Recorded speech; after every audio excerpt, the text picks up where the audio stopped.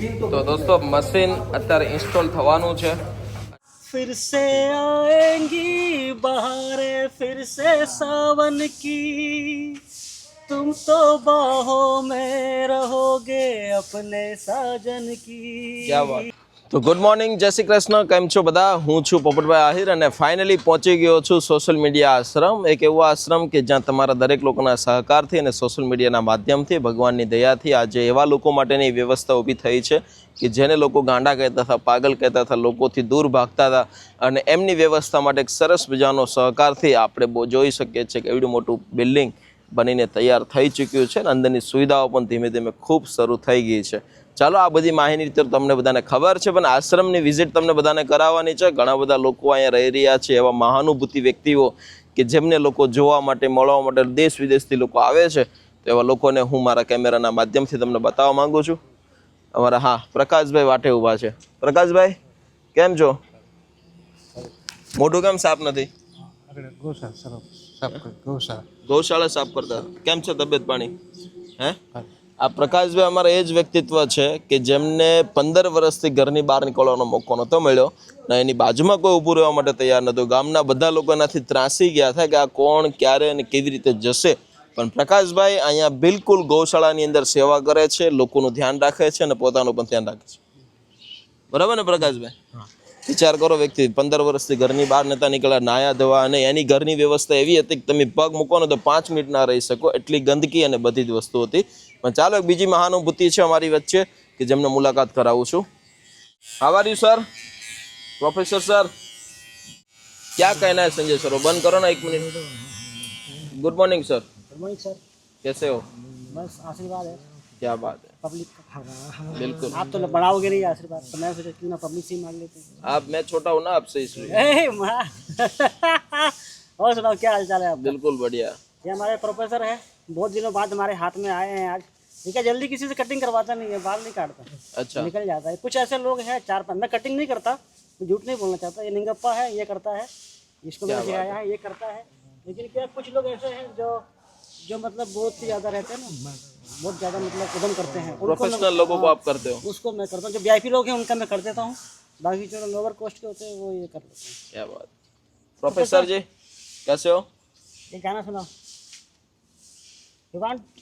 सुन मरिया शुक्रिया मेहरबानी, फिर से आएंगी बहारें फिर से सावन की तुम तो बाहों में रहोगे अपने साजन की. क्या बात है. कौन है वो? तेरी गलियों में ना रखेंगे कदम आज के बाद. इन्विटेशन आता है मेरे को राजस्थान से, मैं जाता नहीं हूँ. अच्छा, गलियों में कदम नहीं नहीं रखना. क्या बात है. चलो, आप कंटिन्यू करो, फिर बात करते हैं. बहुत मेरा दिल प्यार का. तो ये थे हमारे संजय भाई और प्रोफेसर जी, जिनकी हालात पहले बहुत ही गंभीर थी, बट अभी यहाँ पे नॉर्मल है. चलिए ठीक है, अभी आश्रम में साफ सफाई भी चल रही है, अभी रसोई की तैयारी भी चल रही है, वो भी दिखाता हूँ. ये हमारे पंडित जी, मगन दादा, प्रभु जी, दिलीप भाई, कैसे हो? आज શું બનવાનું છે સર?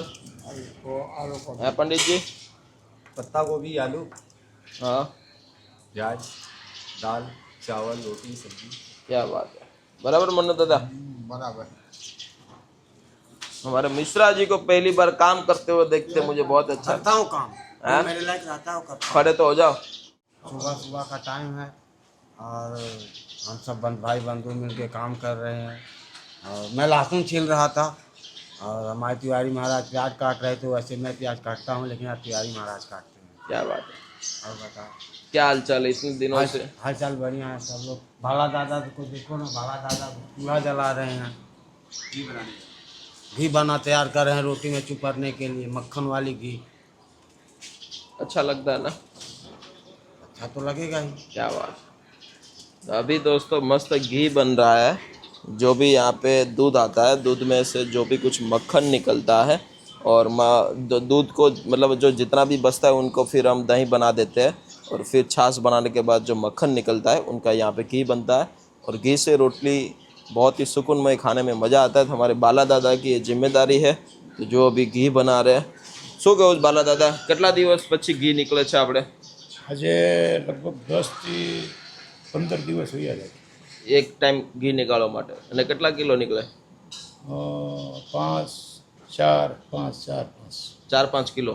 હા બરોબર. એટલે આપણે પરભુજી રોટલી સોપડાઈ જાય છે બરોબર ને રનિંગ હાલ્યા કરે એમને.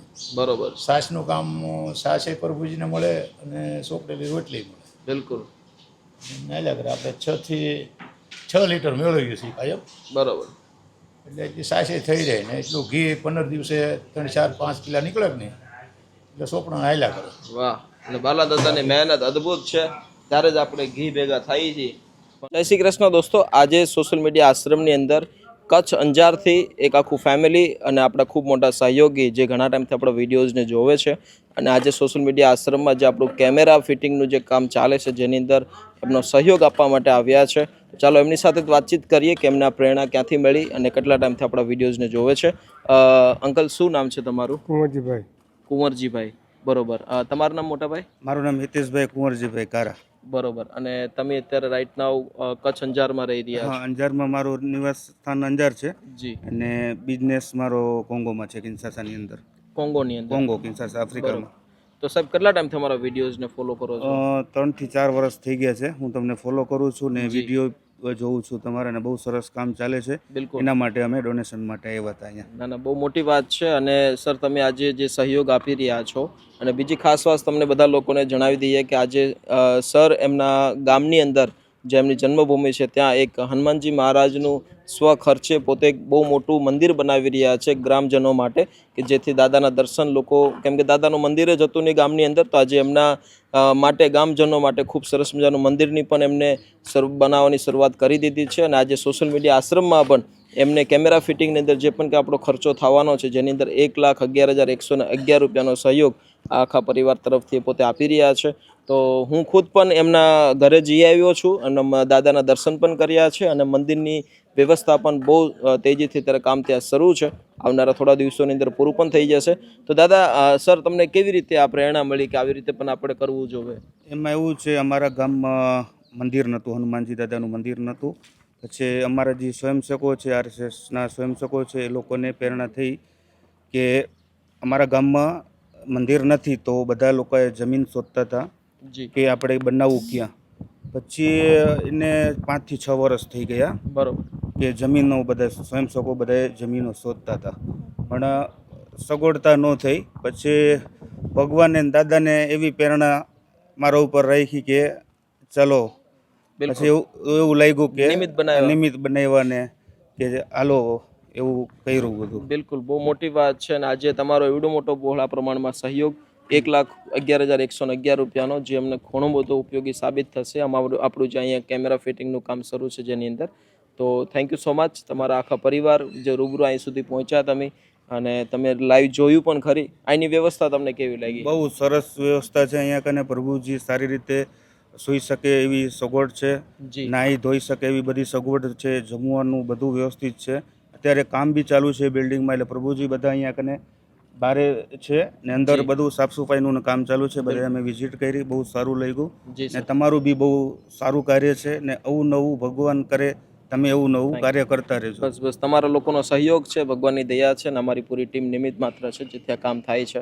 તમે શું કહેશો દાદા આજે અહીંયા આવીને? મજા આવી ગઈ, બહુ જોયું અને આનંદ થયો. બધા લોકો જાતે જ પોતે કામ કરે, સફાઈ તમે એને સહેવારે કરાવો ને બહુ સારું છે તમારું. બિલકુલ બિલકુલ. બહુ સારું. અને આજે આખું પૂરો પરિવાર સોશિયલ મીડિયા આશ્રમની મુલાકાતે છે, તો આપણે માડીને પણ પૂછીએ. શું નામ છે માડી? મારું નામ માનભાઈ. મને દીકરા બોલતા જ નહીં આવડે. અચ્છા, એવું છે. તમે વિડીયો જોવો છો દરરોજ અમારે? દરરોજ જોઈને મજા આવી ગઈ જોવાની. શું જોવા મળે છે એમાં? આ બધું તમે સેવા કરો છો ઈ, પણ એમ થયું કે દીકરો કે હાલો આપી રૂબરૂ જોઈ આવી, બિલકુલ બિલકુલ. તો અમે આવ્યા સાથે. ના ના, થેન્ક યુ સો મચ. અને તમારા આશીર્વાદ છે અને આજે તમારો એટલો પરિવારનો જે સહયોગ છે ઘણો મોટો સાબિત થશે અહીં ઉપયોગમાં. તો થેન્ક યુ. તમારું નામ શું છે બેન? મારું નામ છે કૌશલ્યા હિતેશભાઈ કારા. બરોબર. થેન્ક યુ સો મચ બેન. આવતા રહેજો અને બસ આમને આશીર્વાદ તમારા બનાવતા રહેજો Hiteshbhai. Thank you so much. અને દોસ્તો, આજે સોશિયલ મીડિયા આશ્રમ તમારા દરેક લોકોના સહકારથી જ અહીંયા આપણું કામ થઈ રહ્યું છે.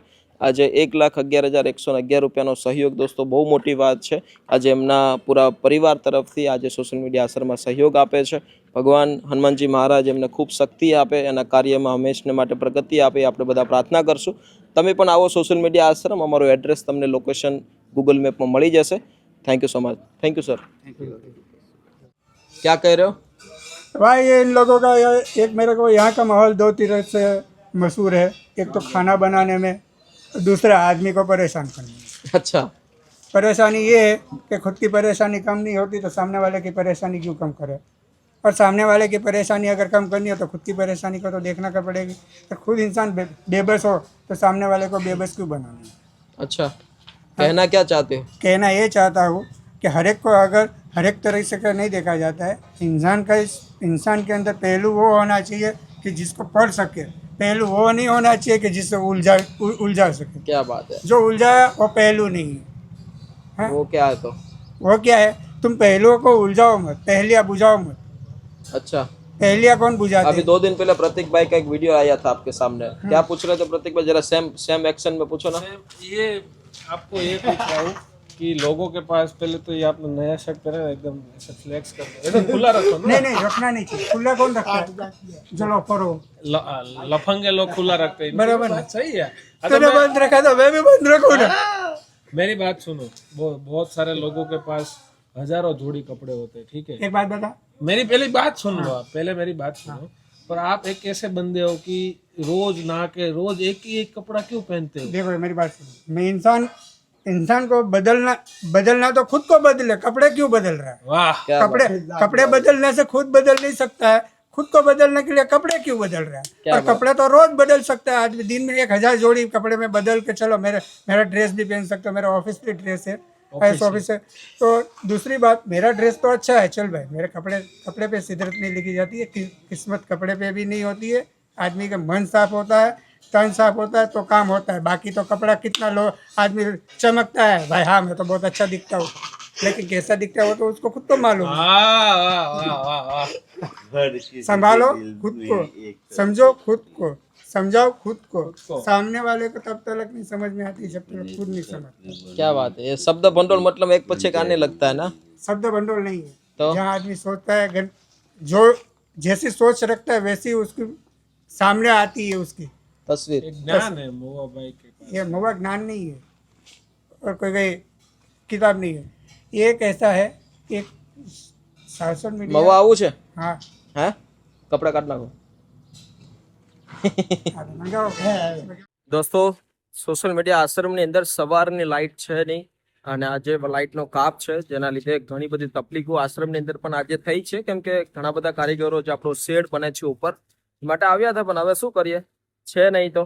અને વરસાદ પણ ખૂબ છે અત્યારે શરૂ, તમે જોઈ શકો છો. અને બીજી ખાસ વાત કે આશ્રમની અંદર એક સરસ મજાનું મશીન આવ્યું છે, અને એ મશીનની વિશેષતા પણ બહુ અદ્ભુત છે. મશીન માટેની અમારા એક બહુ મોટા સપોર્ટર છે મુંબઈથી, કે જેનું નામ હું તમને આગળ જણાવું છું. આજે એમના પૂરા પરિવાર તરફથી અને ખાસ કરીને સોશિયલ મીડિયા આશ્રમ પ્રત્યે એમનો ભાવ, સત્કાર અને એમનો પ્રેમ અદ્ભુત છે. તો ચાલો, એ મશીન કઈ પ્રકારનું છે, ડેઇલી યુઝ માટેનું એ મશીન છે, તો એમની માહિતી હું તમને આગળ આપું છું. એના માણસો આવ્યા છે કંપનીના કે જેમના ઇન્સ્ટોલમેન્ટ માટે, તો હું તમને બતાવું છું. ચાલો મારી સાથે. તો દોસ્તો, મશીન અત્યારે ઇન્સ્ટોલ થવાનું છે અને એમના માણસો બધા આવ્યા છે સ્પેશિયલ કંપનીમાંથી. અચ્છા, તમે છો સર? કઈ કંપનીમાંથી આવો છો? આપણે BLS માંથી. BLS માંથી, બરોબર. અને આ મશીન કઈ રીતની વિશેષતા સાથે ઉપયોગી બનશે સર?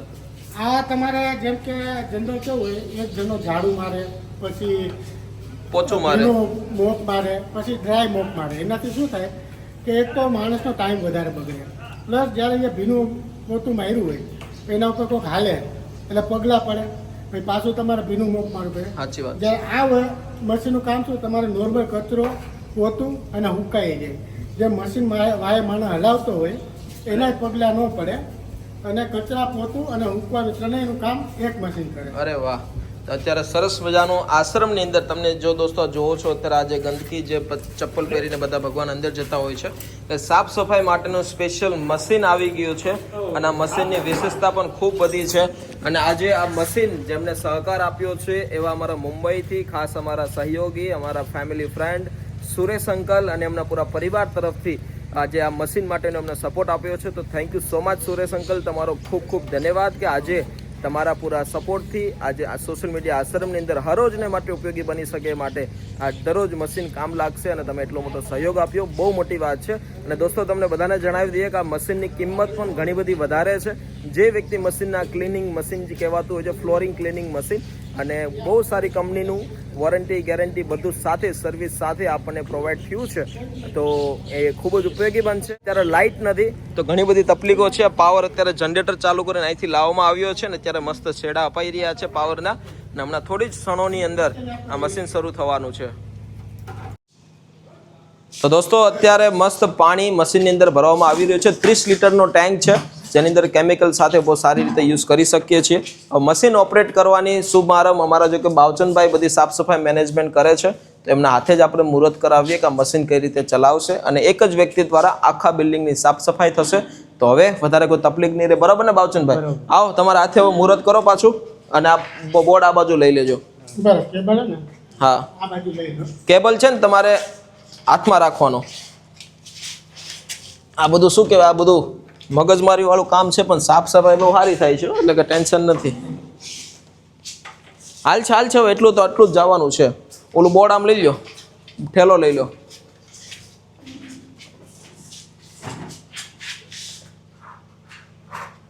બરાબર, હા નીચેનો બ્રશર. આ લાઇટ કેમ ન થઈ?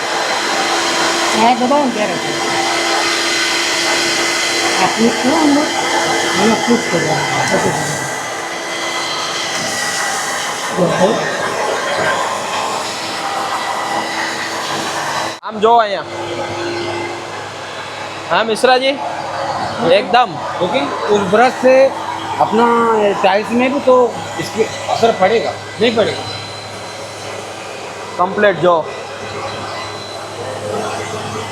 તો દોસ્તો આજે જે આ મશીન માટે જેમને સહયોગ આપ્યો છે એવા અમારા સુરેશ અંકલ મુંબઈથી, કે જેમને આ મશીન માટે એમના પૂરા પરિવાર તરફથી સપ્રેમ ભેટ કે જે આશ્રમમાં હરોજ માટે ઉપયોગી બની શકે. અને મશીનની ક્વોલિટી પણ ખૂબ સારી છે, એમની સર્વિસ પણ ખૂબ સારી છે, અને આવનારા સમયની અંદર ખૂબ સારી રીતે મેનેજમેન્ટ થઈ શકશે. આમ તો જો કે આ મશીન આપણે એક ફ્લોર ઉપર એક મશીન રહેશે, એવી રીતે આપણે ટોટલ 2 ફ્લોર હજી ઉપર બાકી છે. આ મશીન મતલબ આઈનિંગ વ્યવસ્થા માટે ખૂબ ઉપયોગી સાબિત થાય છે. તો ખૂબ સારી રીતે આજે અમારા સુરેશ અંકલ અને એમના પૂરા પરિવાર કે જેમને આજે આ સહયોગ આપ્યો છે, ભગવાન એમને ખૂબ તંદુરસ્તી આપે, ખૂબ આવા કાર્યની અંદર સપોર્ટરૂપ બનતા રહે, અને હરોજના કામની જે અમારે પ્રોબ્લેમ હતી એ હવે સોર્ટ આઉટ થાય છે. તો thank you so much Suresh uncle. અને બસ આવી જ રીતે સહકાર અને સપોર્ટ બધાનો છે, ત્યારે જ આપણો આશ્રમનું કામ અહીં સુધી પહોંચ્યું છે. દરેક વ્યક્તિ કંઈક ને કંઈક ઉપયોગી બને છે, ત્યારે જ આપણે ઉપયોગને વધારે સારી રીતે સાબિત કરી શકીએ છીએ. એવા લોકો માટે કે જે સારી રીતે પોતાની જિંદગીમાં સાફ પોતે પણ નહોતા રહી શકતા, પણ અત્યારે એ પોતે પણ રહી છે, બીજાનું પણ ધ્યાન રાખે છે, અને ખૂબ સારી રીતે ઉપયોગી બને છે. ચાલો કાંઈ વાંધો નહીં, હવે મસ્ત મજાની શરૂઆત કરીએ. અને આજે લાઇટ છે એની થોડો પ્રોબ્લેમ છે, તો થોડીક તકલીફ રહેશે, પણ લાઇટ આવી જશે પછી કંઈ વાંધો નહીં. અને આવનારા સમયની અંદર હજી 2 મશીનની પણ વધારે પડતી રિક્વાયરમેન્ટ છે, કેમ કે બીજા માળે અને ત્રીજા માળે પણ મશીન મતલબમાં ફેરવવું ના પડે, એટલા માટે બીજા 2 મશીન જો મળી જાય તો પણ બહુ મોટી વાત થશે. ચાલો કાંઈ વાંધો નહીં, હવે મસ્ત આગળ શરૂઆત કરીએ. Thank you.